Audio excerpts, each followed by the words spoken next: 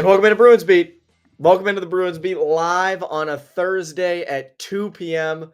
We're presented by Prize Picks. Go use that promo code CLNS to get $50 in lineups after you play your first $5 lineup. And as always, make sure to go subscribe to Bruins Rinkside on YouTube. We are doing these all the time. You can watch them there. I know you can watch them on Twitter too, but that's cooler. Watch it on YouTube. You can comment on Twitter too, but you can comment on YouTube. Come over to YouTube. It's fun. And if you don't want to watch and you're just listening, someone the other day was driving 5 hours. I don't think they were watching, Connor. I think they just had it on. I hope not. Better not be. Although I will say, I said that the other day with Ty, and Ty's like, no, try to watch and drive. I was like, shut up. No. Shut up. You're going to get us flagged. But go subscribe wherever your podcasts from.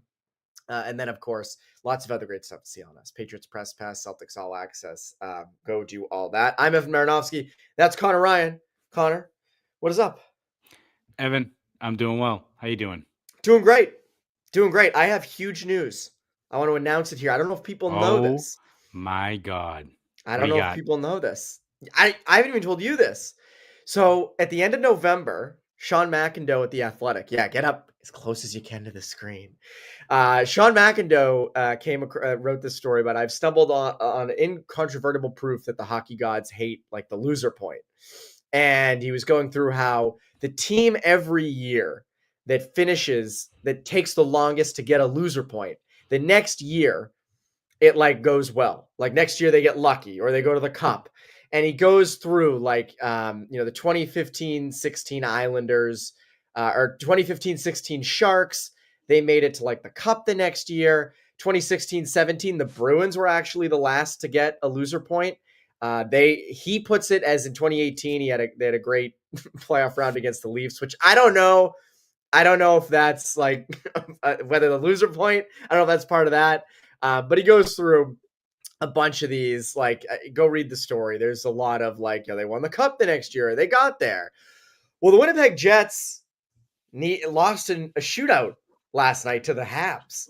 So Bruins are the last team standing. So for those who care, all of you, Bruins are 2027 Cup champs. Quoted here first. This is going to be like Hagen's to the Bruins last year. Bruins are going to win the Stanley Cup in 2027. I mean, I think people should take what we say anyway for gospel, Evan, right? I think we're like the oracles of the Bruins at this point as far as predicting what's going to happen. So if you're saying anything, I think we're all buying in on it. Exactly. Or, this is a good one from Northern Rec, putting all my money on Hagen's Calder next year. Ooh, that's a good one. Because, maybe the Bruins aren't truly a cup team next season. They're contending for, they're in the playoffs, but not quite a cup team. Maybe Hagen's Calder is the one. There were some teams that Sean pointed out that the next year won the lottery. So maybe the Bruins win the lottery. Maybe the Leafs keep stinking. And they, actually, no, that wouldn't make sense because they can't have top 5 protected.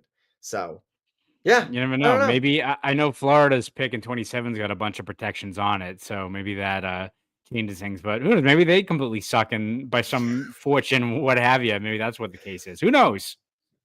Maybe it is. But keep on the lookout. If good things happen next year, you can just say, it's because the loser point last year. That's what it was. The loser point. Took forever to get there. Big game tonight. Bruins at home against St. Louis. A lot of are we getting Kiefer Sutherland? Are we getting Kiefer Sherwood? Kiefer Sutherland. I always want to say Kiefer Sutherland. Yes. We need Jack Bauer. We need Jack Bauer on this team. Exactly. I want to start here, Connor, because Bruins are 15-13, 28 games into the season. Good portion. We're past Thanksgiving. We're approaching Christmas, which is 21 days away, which is absurd. Kind of getting down to crunch time. In terms of what are they? What is the plan going forward? Because we've talked about this a number of times. Do you sell? Do you buy? Do you stand pat? Who do you potentially sell? You have a lot of injuries right now. For those who don't know, quite a few guys are out with the injury bug. And if you slip here over these next 4, 5, 6 games, you're 15-13 now. So you're right around 500. You're probably a couple points out by that point of the playoffs. At that point, you're probably sellers. You're probably dealing a Victor Arvidsson. You're probably testing the market for someone like Casey Middlestat, maybe even Azaka. Whereas if you start humming these next few games, take advantage of the Blues and the Jets without Hellebuck, and you start to roll with a lineup that has replacement guys in there, maybe they look and say, well, time to trade for a core piece, time to deal a first plus a prospect for Rasmus Anderson or something like that. Like, this feels like the time of the year when we're going to start to get a better idea. Because I'll be honest, Connor, I'm sitting here December 4th. I can't put my finger on which direction they're going to go. Yeah, and it's almost like when you are trying to size up what this Bruins team is, I think we all agree, right? They're competitive. They work hard. Easy to root for if you're a Bruins fan, I think, this team, right? I would say even they've exceeded expectations considering where people maybe thought this team was going to be, where they're going to win games 1-0. It's going to be brutal. It's going to be a slog. They work hard. They've bought into Marcus Sturm's system, but what is their ceiling? What can you definitively say is this team beyond maybe what their identity is, what they can stick to night in and night out? It's tough to get a full gauge on it, right? Because this season's kind of just been this roller coaster. It's been this, this kind of season where it's tough to fully, put together what exactly you got here, right? You go through the stretch, you win your first 3 games, vibes are up. Then you lose, 6, 7 in a row. Holy shit, you're going for McKenna now or Verhoff.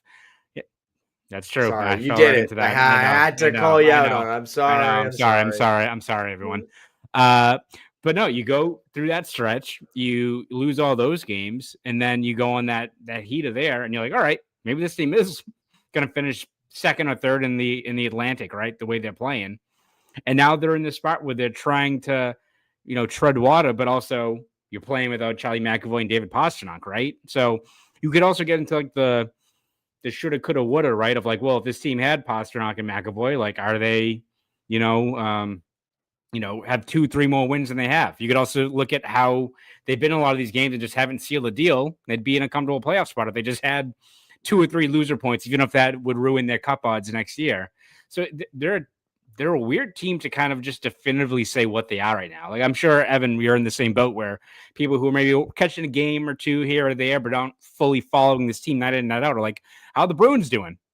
And you're like, they work hard. They're competitive. Like, I still don't know what exactly they are yet. And I think a lot of Bruins fans, you can see the bones of a competitive team, the bones of a team that can be in the hunt in March and April, right? Like, you like the way they bought in, you like the way they play, they like the way they're sticking to an identity, but do they have enough, right? Are the injuries too much to overcome?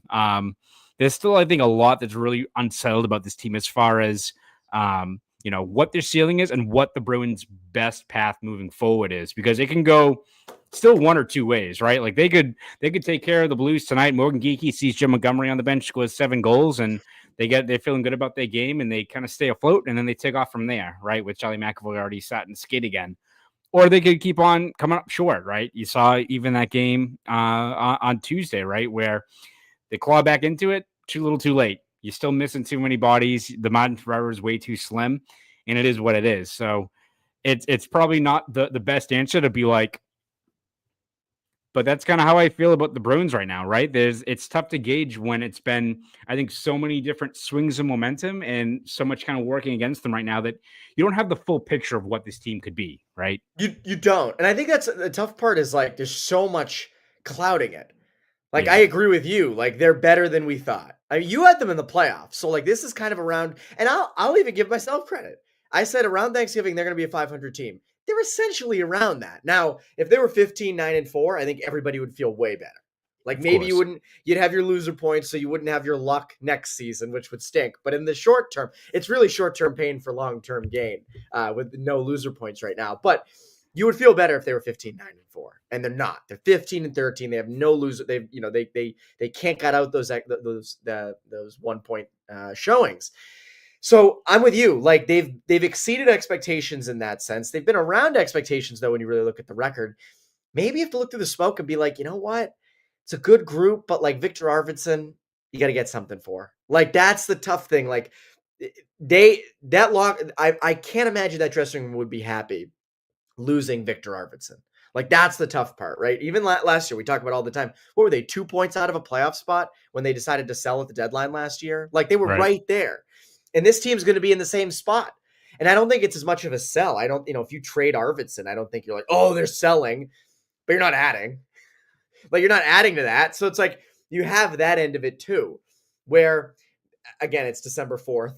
But if they continue to be what they've been for the last 2 weeks, which has been kind of a win here, a loss there, a win here, a loss there, if they continue with that, maybe they are just kind of stand pat at the deadline, trade UFAs, figure Soft things sell. out with Andrew Peeke. Yeah, soft sell. Like, all right, Peake's not a part of the plans. We'll trade him. Arvidsson's not a part of the plans. We'll trade him. Or it's Peeke is a part of the plan. Let's sign him to a small, deal as a third pairing defenseman.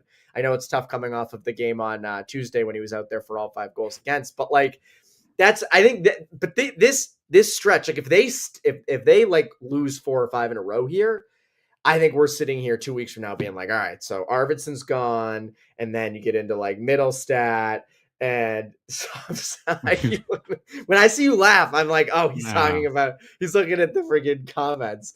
But yeah, but so that's what I go back to is like maybe this stuff. So whereas if they win the next 5, or they go on a run here and they torch Jim Montgomery's Blues, like maybe it's a different story. And if they continue on just the way they have been, it's like, well, we're sitting here, we feel the same way we did 2 weeks ago. Yeah, which I wouldn't be surprised if 2 weeks from now, 3 weeks from now, we got like Santa hats on for the podcast. We're still probably like, oh, what do you make of this team? Well, like McAvoy and Pastrnak are back now, you hope.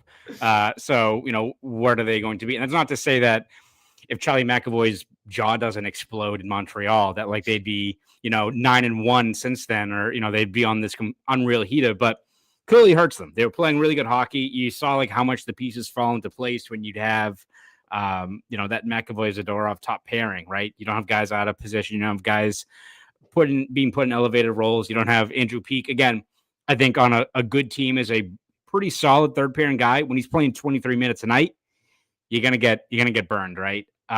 So there's all those things working against them. But if it is kind of you win 2, you lose 1, you win 1, you lose 2, then I feel like that's when the Bruins have to kind of take another gauge and see where you're at then, and see what the best path moving forward is, right? Because it's complicated. Yeah, I think if you're just looking for the long term, yeah, you can be like, man, if you can trade Zacha and you get like, I don't know if Vancouver's going to be buying it at this point because holy shit, that team is bad. But if you're selling all these guys and you're getting another first round pick here or there, another top prospect, right? Then yeah, it's clearly going to help your future, right? Where you're already seeing the effort you put in last match, with that sell-off, you're already seeing that pay off for this team. So yeah, a forward-thinking move, that would work. But if they are in the mix, and if no one in the East is separating from one another, which has kind of been the case this year, what risk does that have, as you said, of like moving guys that are bought into this team that are clearly meshing with this group, right? Again, that's not to say that there's going to be a mutiny if Victor Arvidsson, who's 32, who's a pending UFA, getting dealt is going to cause an uproar. That's just the nature of the business. But if you're moving a guy like Zacha, for example, right? Like that's when you have to weigh the pros and cons of that. And again, if they're playing better than expected, or even if they are treading water, but they're 2 points out of it, as opposed to last year, maybe this is the year the Bruins are aggressive. They think they're closer than maybe they are, and they try to get a piece that helps you out this year, but more importantly, in the years ahead. So there's still a lot of options available for Don Sweeney and the Bruins, and what the best path is, I think, is still to be determined, just because it's a weird season so far, Evan. Like there's not a lot of clarity whether who's like a true contender in the East, what the Bruins are going to do, what is the actual like realistic floor, I think is probably the biggest thing for this Bruins team. Like what actually are they? And also, we don't know if these guys are going to the Olympics. Everything's up in the air. It's a weird friggin' season. Well, that's a whole nother can of worms. I also just think this might be just what they are. Like, they have a lot of injuries right now, so it's hard to tell. A lot of teams have a lot of injuries, though, too. Also and true. They are a middle-of-the-pack team. Like, I said this to Court Lalonde earlier. We did a podcast for Bruins Diehards. You can go check that out. Where I was like, I thought coming into the year they would be bottom of the middle of the pack. They'd be like the bottom tier, like 20 or 21st. They're better than that, but they're still in the middle. But even then, like the Eastern Conference, Tampa's in first in the Atlantic with 34 points. Bruins have 30 points. So they're 4 off. and the Bruins are technically the 4th team outside of the wild. Like, that's how close it is. Yeah. That's insane. And so I just think the Atlantic in general, and East in general, is just a lot of whatever. It's a lot of everyone's kind of around the same area, and that's what they are. And I think it makes it tough, right? Because if they were 15 and 13 and they were 10 points out of out of first in the Atlantic, you're like, all right, well, you're going to sell. But I don't think that's abundantly clear right now. I want to get into the big trade rumors. I don't think you and I talked about the Canucks. We have not. No. We've not. So let's do it now. We'll do it now. But first, our friends over at Prize Picks. This episode's brought to you by Prize Picks. You and I make decisions every day, but on Prize Picks, being right can get you paid. Don't miss any of the excitement this season on Prize Picks, where it's good to be right. I lost my train of thought there for a second. I've got some picks for tonight, Connor. Andrew Peak, more than 1.5 blocked shots. Morgan Geekie, more than 0.5 goals. 5 billion goals. 5 billion goals. And Jordan Kyrou, more than 1.5 shots on goal. That's what I'm riding with tonight. That's what I like. Prize Picks, simple to play. Just pick more or less on 2 to 6 player stat projections. And if you get your picks right, you could cash. And Prize Picks invented the flex play, which means you can still cash out. If your lineup isn't perfect, you can double your money, even if one of your picks doesn't hit. I utilize the flex play all the time, because you're not always perfect, but if you're close, you still win. Download the app today and use code CLNS to get $50 in lineups after you play your first $5 lineup. That's code CLNS to get $50 in lineups after you play your first $5 lineup. Prize Picks. Good to be right. Good to be right over at Prize Picks. That's right. Yeah, Sean, you're right. Evan really said we'll do it live. I did. I'm like, yep, whatever. We're rolling with it. That's the thing now. The mistakes are just a part of it. My light goes out because my laptop stinks. That happens. Remember you sound like Darth Vader. Yeah, that's right. I feel very self-conscious without a mic. Like I've said this 1,000 times before. I feel like naked. I need a mic here. This thing doesn't even work. Just have it as a prop. Just have it as a prop. The trade rumors. I want to say Kiefer Sutherland. Kiefer Sherwood. I know. And that really, because I've been thinking about that too. Kiefer Sutherland was in my head. You just hear Kiefer. Kiefer Sherwood and Conor Garland. Someone you and I have talked about. Conor Garland. You and I have talked about probably 800 times over the last 3 or 4 years. 804, I believe. Yeah, around that. I think you're right. 804. Any interest? Pique your interest at all? If you asked me like 2-3 years ago when we were talking about Conor Garland, then yeah, I think if he's a player that is the guy you add to a contending team, a win now team, as your third line scoring energy guy that puts you over the top, kind of like how like Tampa when they brought in guys like Barclay Goodrow, Blake Coleman, right? Like that's where you bring that guy in. If you bring in Conor Garland to be a guy that is going to be here for the long haul, which he signed that contract, so it makes sense. Is he like the guy that you're giving up a first round pick for to move the needle for a team that still has a lot of holes in their lineup, right? When you're looking at just maybe projecting what this team could be 2-3 years down the road when you hope they are a contending team. Like, is he like your second line right wing? Like, I don't know. Like, I feel he's a good player. Love him. He's brings a lot of energy. He performs in the playoffs, skates his ass off. Like 2020 guy. There's a lot of value there, but I don't know if that's a guy that for this team right now that you're giving up like a first plus for to get him. And the same with Sherwood, right? Like Sherwood's a guy that brings a lot of energy, hits everyone out there on the ice, was a 20-goal guy, is on pace for 20 goals this season, if not more, but also 30, plays that physical brand of hockey that I feel like if you're a contending team, right, like that's a guy you bring in for a year or two to put you over the top, right, as opposed to if it's like the 22-23 Bruins, like, yes, you know, or like the 18-19 Bruins where you just needed like I almost compare like Conor Garland to like a Marcus Johansson, right? Really good player, but is he a guy that is like you bring in mapping him out as like a fixture of your team moving forward? It's not like Hampus Lindholm you bring because it helps out your team, but what's he going to be 3-4 years down the road? He's going to be a key piece of our group. I don't know if Garland's a guy worth giving up that much for this Bruins team. A lot of other teams would covet him for right now, but I think the Bruins are like a year or two away from bringing in like a third line cheat code kind of player when you need, I think, a lot more of that. Yeah, like I love Conor Garland's game. I love him. He's so competitive, like the kind of guy you want on your side, gets to high danger ice, all those different things. No. And he's under control for a while at just over Yeah. 6 million per, which is not insane, but does he like to me if I'm dealing a first and a prospect right now, it's for someone that is a legitimate upgrade to my core. Is Connor Garland enough of an upgrade where it's like, oh, you need a guy like him? Not really. Like I want to see those picks and prospects get here, and as some have alluded to, they need D. They need defensemen. Like that's where their need is. Think about it. Like all their top prospects are forwards. They're all forwards. And now can they all get to the NHL level and play? Probably not. But that's what you have. You have no D really in the system. And so that's where you should shift your energy and focus to. So Garland, you're right, a couple years ago, sure. Sherwood has 2 big strikes against him. So he's cheap, he's gonna be expensive. He's a UFA, so you only have him for the rest of the year. But the big thing with Sherwood is like you have guys like that already.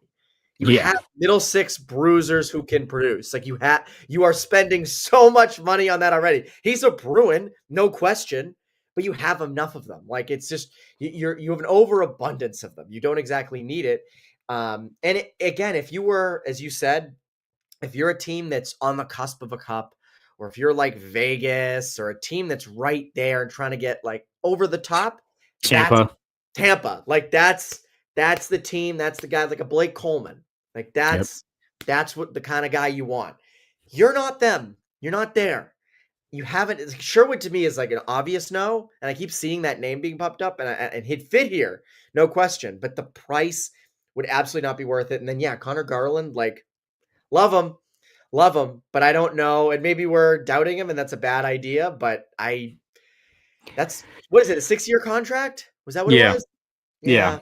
He's 29, right? Again, it's like if the Bruins were fast forwarded like a year or two, and you got Hagens up here, you got like pieces starting to fall into place. Not saying you're a finished product, but you're a team that is, firmly in the playoff picture, and you look at your third line of like, all right, Jeannot and Minton's another year older and looks like he already looks like it, but a established 3C. You need some more scoring pop there.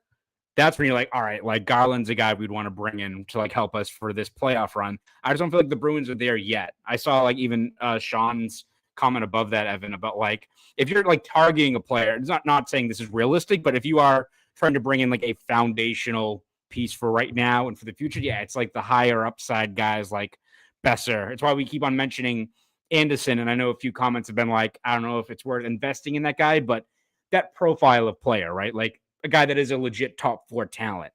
I think Connor Garland's a really good middle 6 player, but I don't know if he's a guy that you're bringing in of like, no, this guy is going to be like a key cog for our group moving forward. So I don't know if Jacob DeBrusk's coming back. Yeah. I love that. Yeah, I mean, I'm with you on that. And that's the thing with Garland, where it's like he's not enough of a surefire bet as a top 6 guy to be like, yes. And again, like Zeller's coming down the line, Hagens, Wilmore, Letourneau, not to mention the guys you have in Providence, not to mention guys like Steve's. Like you have Hustadinov. I'm not saying they're all, Hustadinov's going to be a top 6 stalwart, but like you do have younger guys there. I'm not saying don't bring in top 6 talent, but bring in definitive top 6 talent. Bring in guys where it's like that's an upgrade. That like Garland isn't enough of that to be like here's a first and a top prospect. Like I don't think Garland is enough to get that to make that worth it. And that's the tough part. Yeah, especially like for where this team is. I think that's the biggest thing. It's like I think he's a really good player and help you out, but he's not the guy that this team at this juncture brings in, right? I think that is also the thing. Like I think he's could be a solid second line player in the right spot and like an elite third line, kind of like a Coyle, right? But like if you brought in Charlie Coyle for this team right now, like when you did in 18-19, is that like a key guy that put you over the top, like for what this group is? No. In 18-19 it was because you were desperately just missing help down the middle. But this team, I just don't think they're at that stage yet. Maybe that changes if all of a sudden like Alex Steves is a 20-goal guy and they're playing like this, and all of a sudden you can put guys further down the lineup, what have you. But I just don't think the Bruins this year are in that spot to be targeting guys like that. You can swing for the fences for other guys that are can be part of like a key piece moving forward. But I just don't know if Garland moves the needle. And the same thing with Sherwood. Like I get why Bruins fans love the player. It's fun to watch him.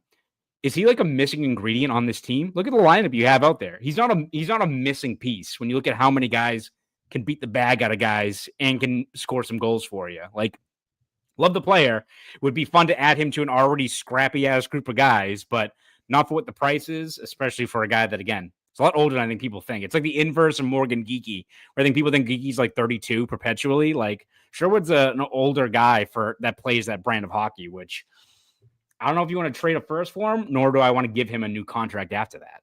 No, and that's the tough part with it. Is okay, like someone, Mr. Poach mentioned Dylan Larkin. Like, let's go off the Red Wings, right? Like, Detroit just came in here, and Mo Sider has to be the one to fight Mark Kastelik, right? Like, the Red Wings are lacking a Kiefer Sherwood.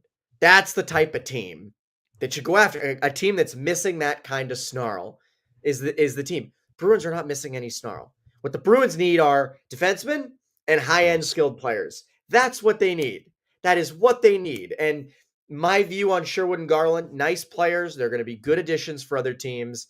Let other teams make those moves. No question, if the Canucks trade those guys, they're going to be like what the Bruins did last year. And they're going to, have draft picks and prospects that they didn't have before.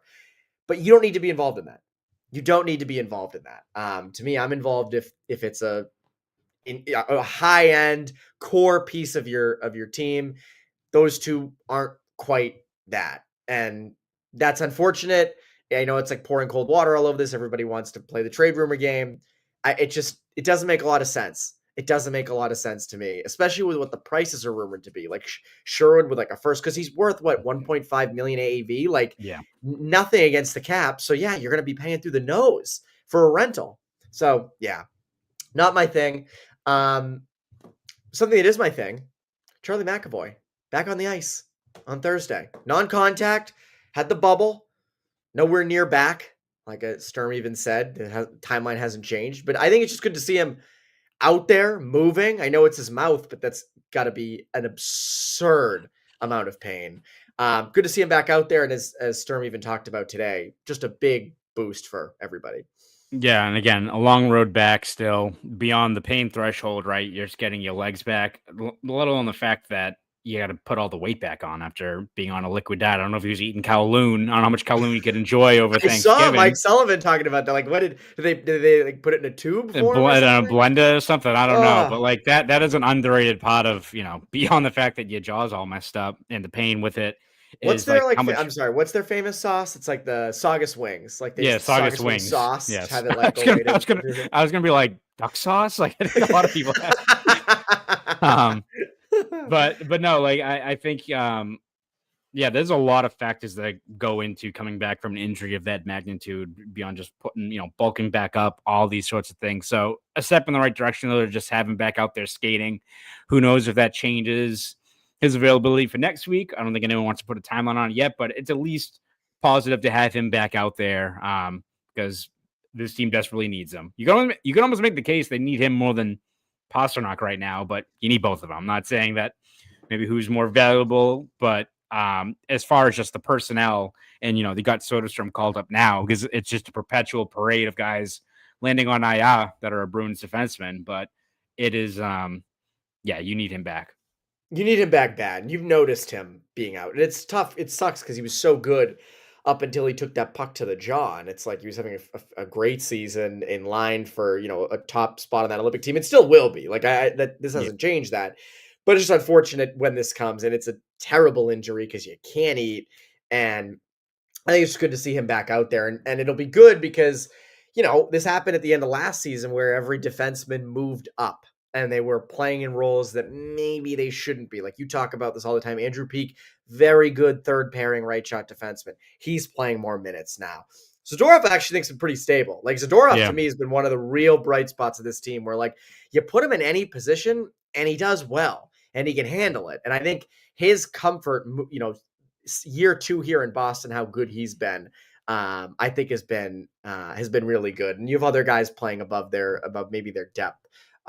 Which is unfortunate. But yeah, McAvoy, you need him back. And in his place, it was, Sturm said yesterday, it was between Soderstrom and Brunet. It's like playing GM up there. He's like, yeah, Sweeney's away. I think it's gonna be one of those two guys. Sweeney's like, Marco, please. Soderstrom gets the call up. Brunet's been great in Providence, but he's a lefty. Soderstrom's a righty. Someone did say earlier, like, I'm excited to see Soderstrom. I'm intrigued too. Former first round pick.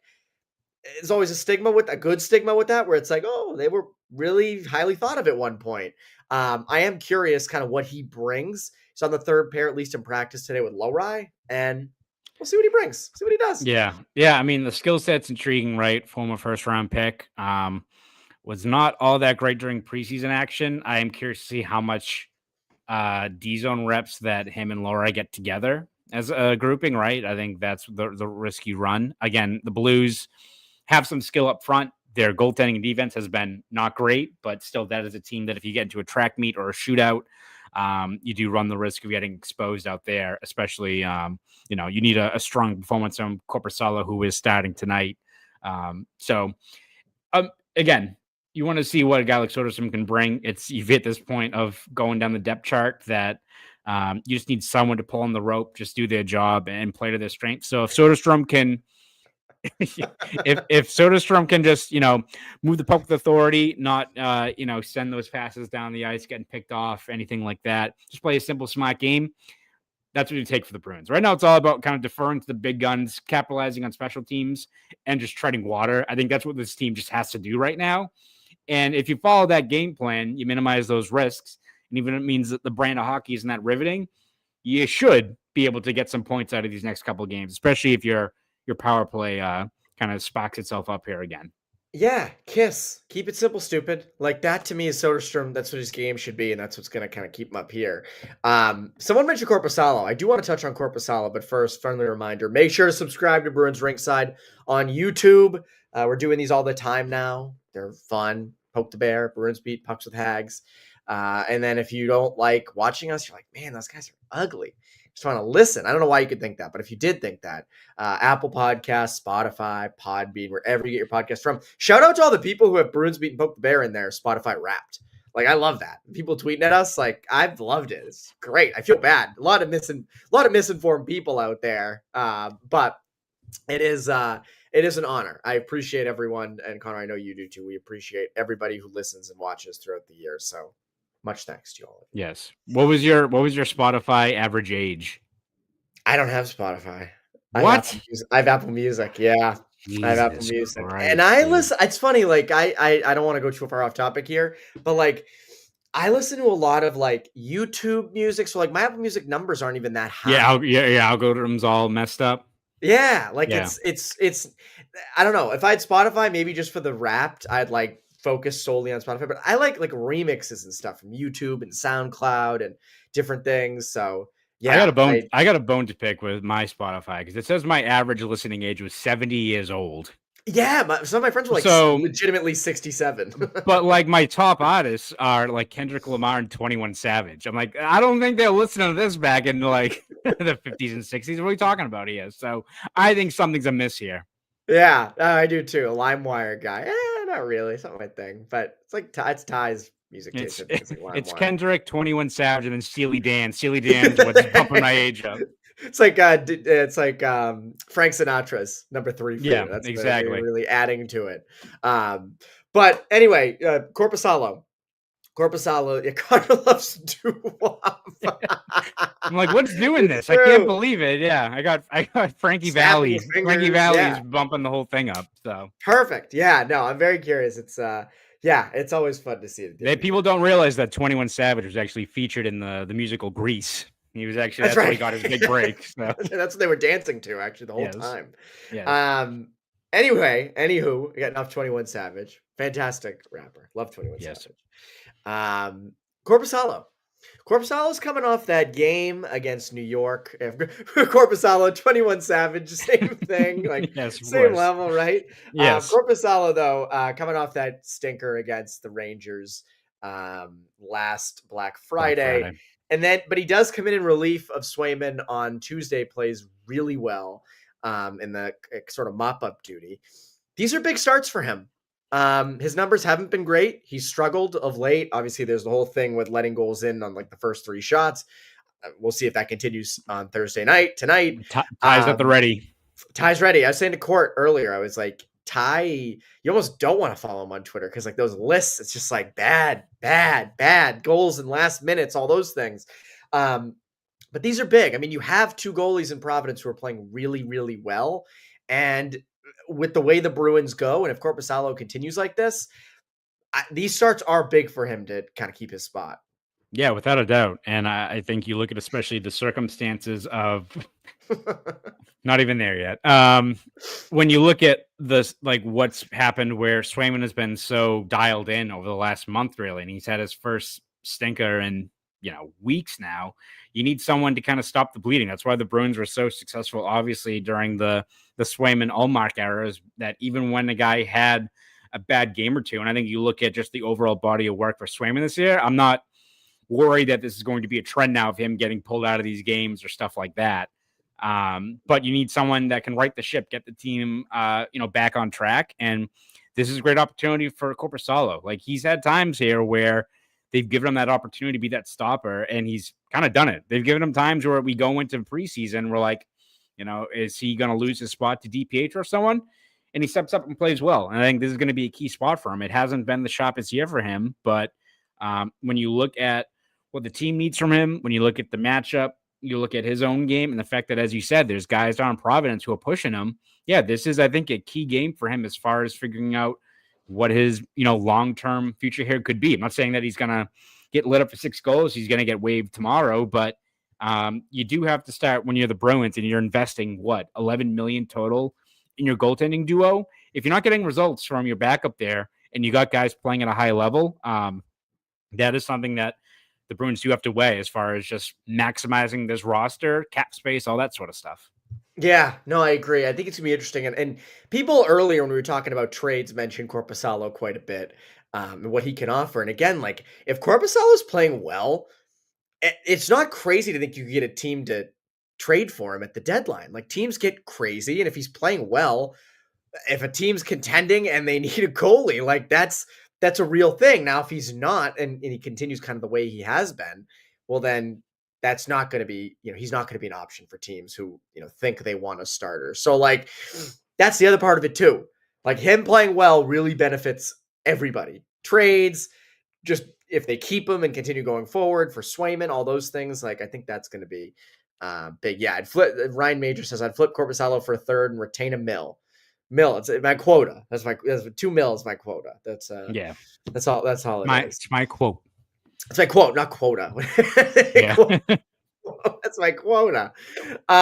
Anyway, Connor, what can the people look forward to from you over at the Globe and Boston.com? Yeah, you can follow me over at theglobeandboston.com. We have covered every step of the way this Bruins season. We got recaps, features, columns, breakdowns, analysis, all that good stuff. So please subscribe over there on those 2 sites. And if you want to follow me on Twitter, X, whatever you want to call it these days, you can at Conor Ryan _93. Go do all that. Thank you, everyone, for tuning in live. That's Bruins Beat. I'm Evan Marinofsky. That's Conor Ryan. You Bruins Beat listeners, viewers, have a great rest of your week.